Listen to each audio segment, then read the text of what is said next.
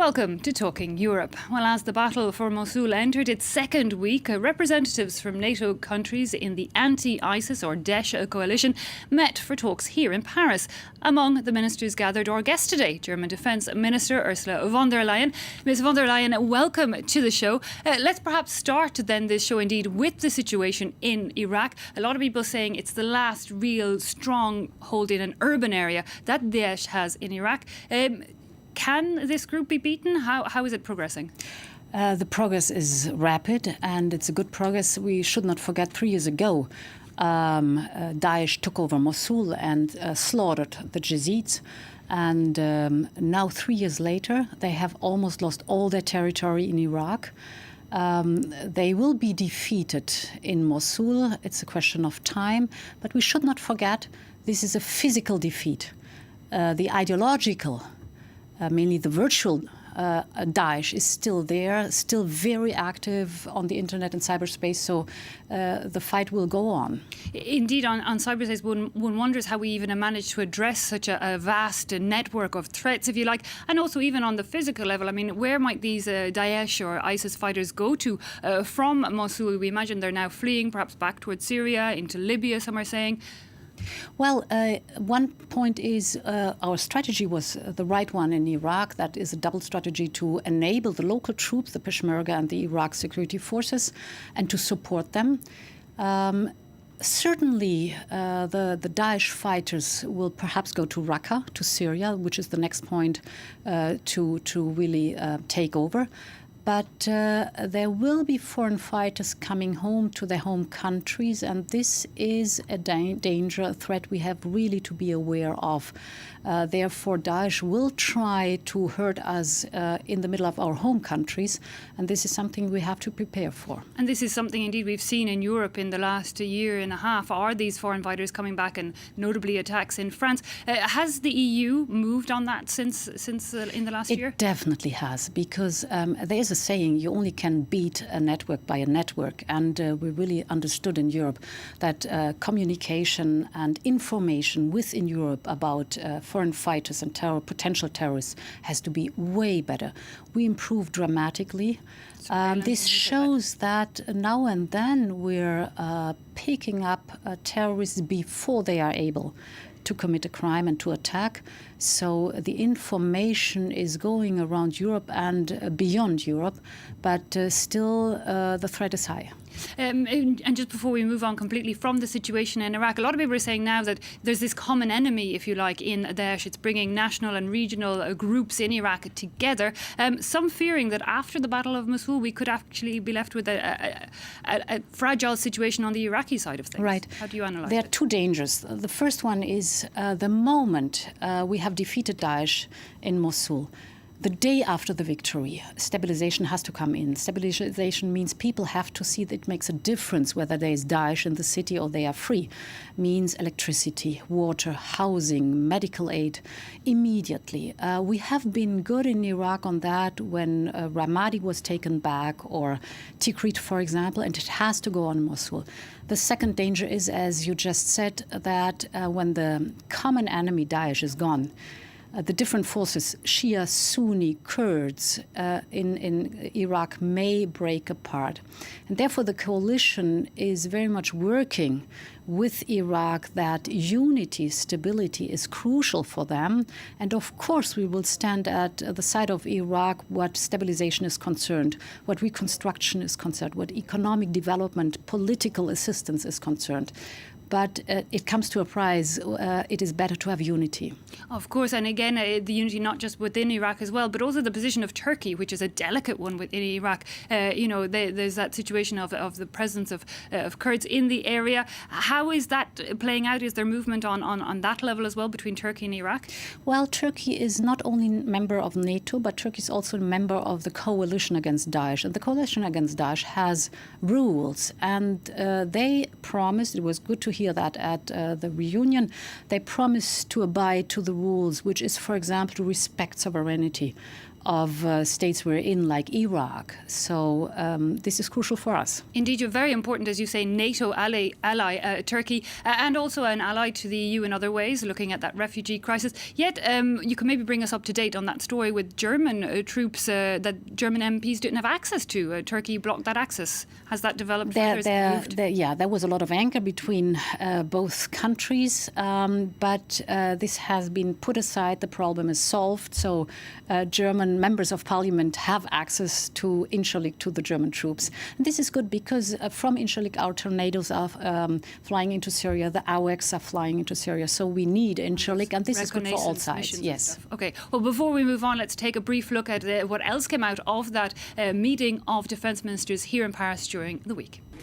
Calling on his allies to remain vigilant, French President François Hollande said members of the coalition had to keep working together to maintain pressure on the Islamic State group after the fall of Mosul. Among those columns of people fleeing Mosul, there will also be terrorists in hiding. We must make sure to identify them, and that demands a large sharing of information and intelligence. We must also stay vigilant with returning foreign fighters.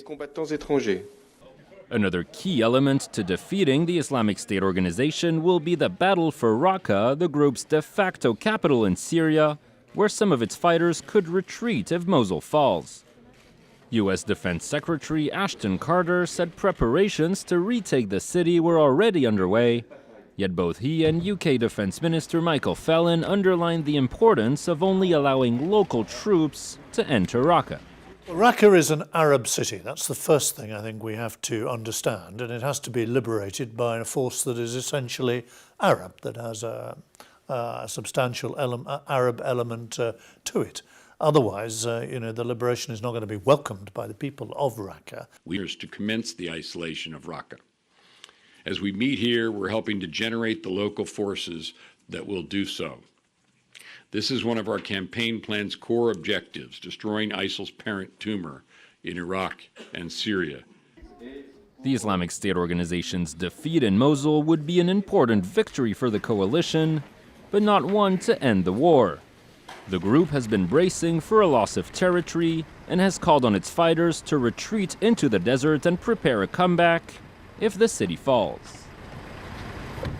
Now, overall, Ms. von der Leyen, we've been looking or hearing at least that Germany wants to have, or is ready, if not wanting to have, a larger military role in general. What exactly do you mean by this? It does mean that we have to take on more responsibility corresponding to our political influence and economic influence. For a long time, Germany, because of his dark history, said we will never ever get engaged in any conflict or crises. But by now, we really have to take over responsibility also in conflict scenarios, never on our own, always in coalitions or alliances, but we have to shoulder more. So this idea, after the UK voted to leave the EU, we were hearing a lot of countries within the EU talking once again of forming this EU army. Is that an option on the table? Just to make that clear, we're not talking about a European army, not at all. We're talking about a European Security and Defence Union, which means we have many, many different instruments, civil and military ones, which we have to connect way better to give answers, for example, in Africa, where it needs a European answer to our neighbor Africa, how to help them to establish security forces, to establish police, but also economic development, political guidance, good governance. All these are topics the European Union can provide. And for that, we need a European Security and Defence Union. That's what we're going to build. But this idea of having a common EU budget, looking at military, I think it was research notably, but it's still the first time that the EU budget would be dedicated to a military. Well, look at Mali, for example. We are doing the formation of Mali soldiers. We trained 2/3 of the Mali armed forces so far. If we do not invest European money in their equipment, like boots or armed vehicles, the best formation doesn't help at all. We really need to allocate resources in the goals we have. And one goal, for example, is if we want to enable local troops, we really have to equip them. And of course, the UK was the one member that was always very anti this idea of further integration, really, on this military level. How they're still a member of the EU, and they haven't triggered this Article 50, and for at least 2 years we can guarantee they will be a member of the EU. Will they still be hesitant to kind of avoid this growing cooperation on a defence level? We will always be together with the UK in NATO.